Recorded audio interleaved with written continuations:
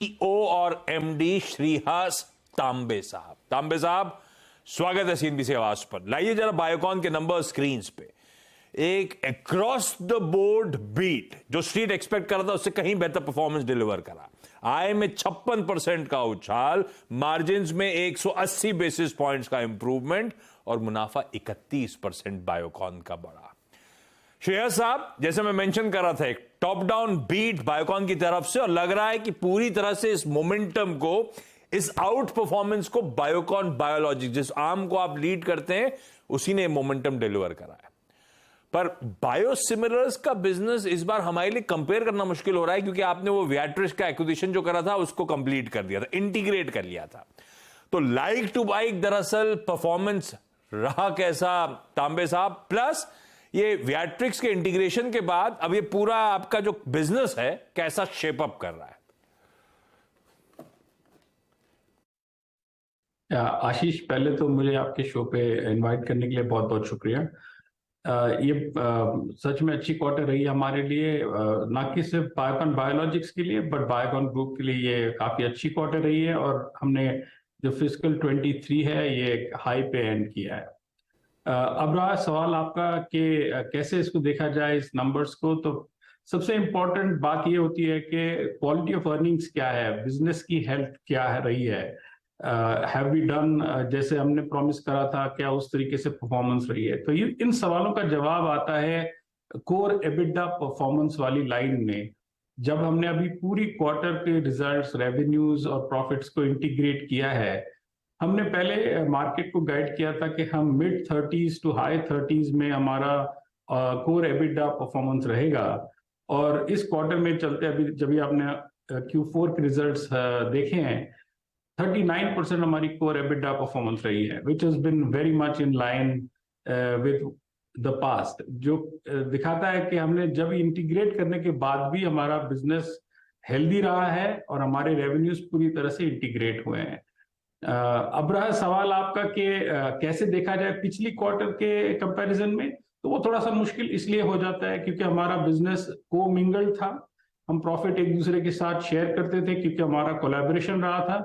तो वो देखना थोड़ा मुश्किल होगा, बट आगे चलते क्वार्टर ऑन क्वार्टर सीक्वेंशियल जैसे आप ग्रोथ देखोगे तो ये पता चलेगा कि बिजनेस कैसे ग्रो हुआ है। हाँ। और अभी ये जो $1 बिलियन की हमारी एग्जिट रन रेट रही है, यहाँ से आगे बिल्ड करते हुए आपको बायोकॉन बायोलॉजिक्स नजर आएगा।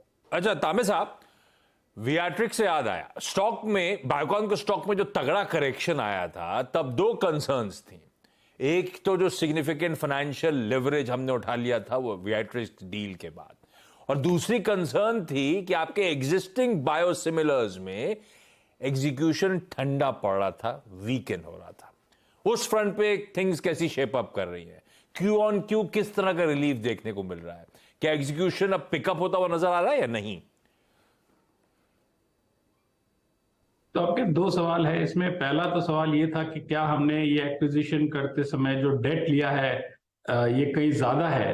तो हमने पहले भी कहा था कि हम इसको ऑपरेटिंग परफॉर्मेंस के जरिए अच्छी तरीके से सर्विस कर पाएंगे, और हमने काफी इंटरेस्ट देखा हुआ है हमारे स्टॉक में ताकि हम फंड्स रेज कर सके। इस क्वार्टर में भी हमने 2 डील्स अनाउंस करी है, कोटक सिक्योरिटीज की, और रिसेंटली आपने एडलवाइस का भी देखा होगा। तो क्लियरली हमने we have walked the talk जिसे कहते हैं। फंड रेज भी हमने करके दिखाया हुआ है कि अभी $200 मिलियन यहाँ से आए हैं। प्लस ऑपरेटिंग परफॉर्मेंस स्ट्रांग रही है, जहाँ कोर एबिटा आप देख रहे हैं 39% पे चल रहा है। तो दिस इज आई थिंक ये कॉन्फिडेंस देना चाहिए मार्केट को कि ये जो डेट सर्विसिंग एबिलिटी है ये बायोकॉन बायोलॉजिक्स की अच्छी रहेगी, और हम इसको जैसे हमने पहले कहा है इस एक्विजिशन को हम अच्छी तरह से डील कर। अच्छा, इसका मैं फॉलो अप लेता हूं फिर। जब स्टॉक पिट रहा था तांबे साहब, बायोकॉन बायोलॉजिक्स के वैल्यूएशंस को लेके क्वेश्चन मार्क्स उठने लगे थे, क्योंकि ये सब हम सबके जहन में है, स्टेक होल्डर्स, शेयर होल्डर्स के, इसलिए पूछ रहा हूं।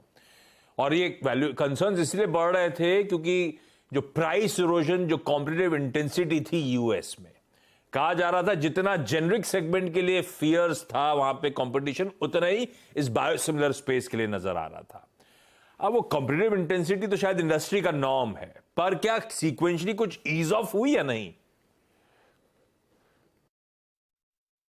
पहले तो बात यह है कि हर व्यू को हम रिस्पेक्ट करते हैं, और जो लोग सवाल उठाते हैं कि क्या हम कर पाएंगे, आई थिंक ये हम पॉजिटिवली हमने इसको लिया है।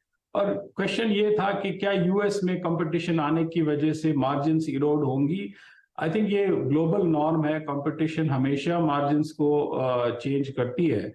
बट ये तो वेरी ऑब्वियस रहा है कि जेनेरिक्स की तरह 95-97% इरोजन बायोसिमिलर्स में नहीं आया है, और आगे भी चलते हम इसको नहीं देखेंगे। Price erosion is a part of the business, ये आते रहेगा और हमें उसके लिए कंपिटिटिव रहना पड़ेगा।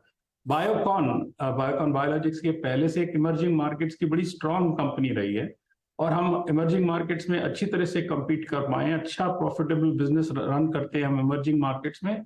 तो हम एडवांस मार्केट्स में ऑब्वियसली इससे बेटर मार्जिन एक्सपेक्ट करेंगे जो हमने इमर्जिंग मार्केट्स में देखे हैं। तो हम आगे के लिए तैयार हैं, और हम कॉन्फिडेंट हैं जैसे हम आगे और प्रोडक्ट्स यूएस और यूरोप में लेके आएंगे। चलिए, इस पॉजिटिव नोट पर तांबे साहब, थैंक यू सो मच जुड़ने के लिए, कांग्रेचुलेशंस।